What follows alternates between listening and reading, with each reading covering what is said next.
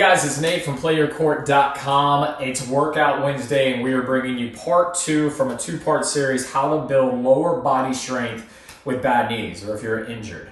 All right, so now more than ever, we've got some time to really work on our conditioning and our strength, and we want to take advantage of this, but if you have bad knees, it can certainly be tough to work through the lower body. In this second part series, I'm going to show you 3 different progressions, 3 different exercises that you can get out and you can work and you can make those legs stronger in order to avoid injury and to have better performance on the court. Enjoy.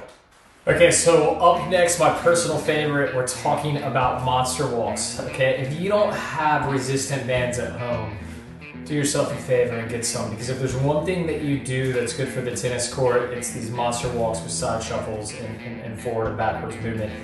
It's just so important for those stabilizer muscles, all right? Keeping yourself low.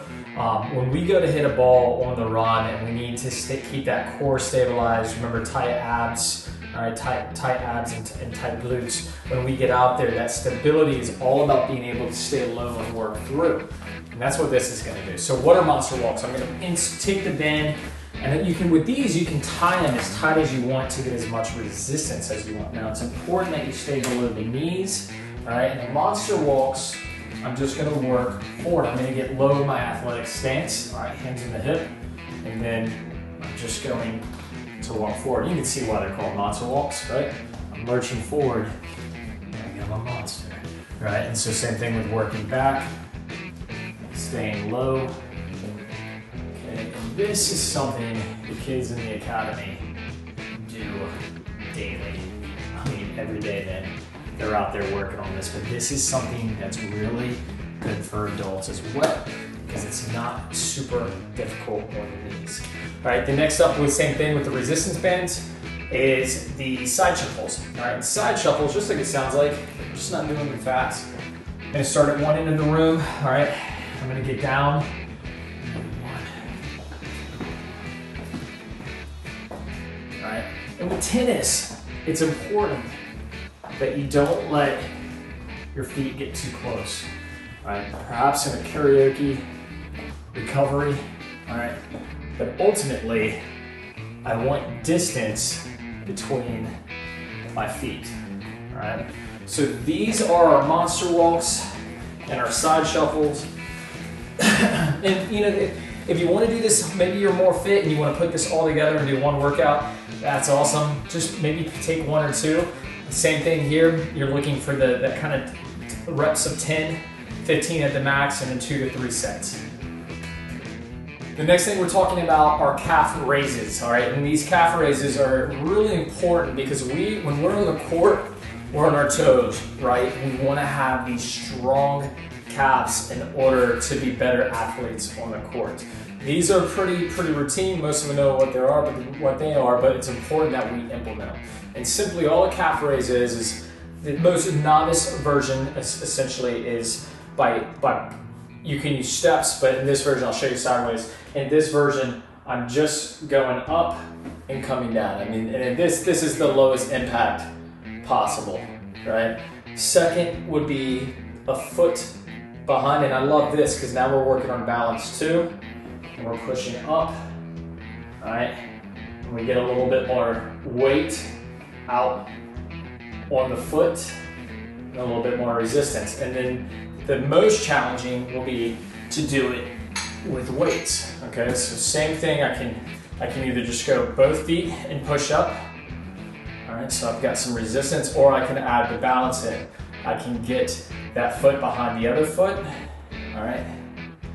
Pulse up, do a little wobbly. So you can see there, I use that foot to come down, all right? This is my bad ankle, all right? So this is the one that I want to take really nice and slow, working through these. That's the goal with these, work through the different phases of them, and always start easy, see what you're capable of, and work up to the larger goal. Like I just said, I've got my left side is a bad ankle, right? So I kind of know what the limitation is. It's got weak tendons, I can't overload it, so maybe I would just work through the second progression or work off the stairs. If you don't have weights at home, just use your body weight, work through these, and you'll be fine.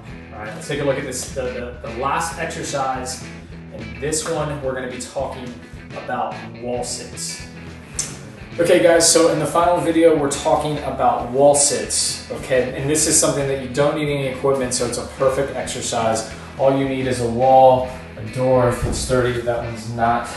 So finding a wall, what's important when we're doing these is that we find 90 degrees. When we're setting up here, I wanna make sure that I'm not sitting up too high or I'm sitting too low, right? This is wrong as well. I wanna make sure that my knees stay even with my ankles and they never get over my toes. And that's how I'm gonna know that I'm gonna be nice and safe doing this.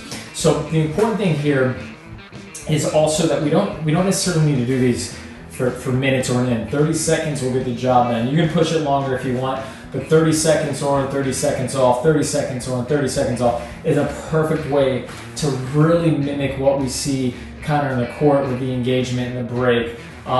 If you want to make them more difficult, once again, we can use the resistance band, right? And now with these, same thing, except I'm going to go up here and I'm going to keep this appropriate space. I'm going to keep some tension here with the resistance bands. Same thing, 30 seconds on, 30 seconds off, okay? All right, so guys, I really hope you enjoyed this. Remember, it's not about how long or how many you're doing. It's all about form here. What we really want is to make sure that we're mastering the form and that we're getting the workout by the stabilizer muscles doing what they're supposed to, the muscles firing correctly. Don't work on these in order to just get the job done. Maybe in your mind you're like, nah, I told myself I was gonna get three sets. If you get 2, that's fine, right? We wanna make sure that we're keeping healthy in order to continue to exercise.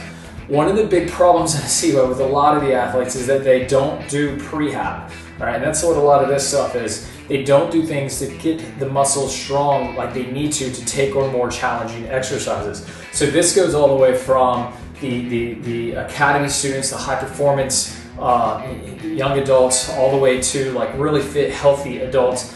You know how it goes. You go cycle, or it becomes like a cycle. It's like, I take a few months off and I'm going to get back into fitness, and they jump right back into the fitness routine that they did 2 months ago. And you really need to prehab. Right? So guys, I hope this helps a lot. Keep those knees healthy. Work through these. Take your time. And remember, check out the vault on the platform. We have opened the vault, which is thousands of hours of content that Scott and I have worked on. And it's super cool. We've taken every category imagined, from the serve to the volley to the backhand, you name it, and we've categorized the progressions. Whether you're 3-5 or 4-0, you're going to find exactly what you need to be working on, and then you can start looking at like what the bridge is to start working between the levels. All right, so normally that is reserved for premium level members. We have opened it for the entry level price of $5.99. So go check it out on the platform, www.PlayYourCourt.com. And I will see you here very soon. Take care, guys. Be safe, be well. See you soon.